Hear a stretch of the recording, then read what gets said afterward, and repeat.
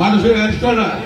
তুমি আজকে ওনাকে নাম দিবা মুশির সাহেবকে, এই 7 দিনের মধ্যে যদি অ্যারেস্ট না হয় উনি এখানে থাকবে না। 7 দিনের মধ্যে না হলে উনি থাকবে না। আমি বললাম কেউ মাদক খায়? এই মুশির সাহেব, রোহিতপুর ইউনিয়নের কোন মাদক সেবনকারী আমি দেখতে চাই না। রোহিতপুর ইউনিয়নের কোন মাদক সেবনকারী আছে? রোহিতপুর ইউনিয়নের কোন মাদক সেবনকারী ঈদের পরে যদি দেখি, এ ব্যাপারে আপনাকে কিন্তু জবাব দিতে চাই। মাদক সেবনকারী আজকে 12 জন ধরছে, ওসি সাহেব সহ মিলে। রোহিতপুরে থাকবে না।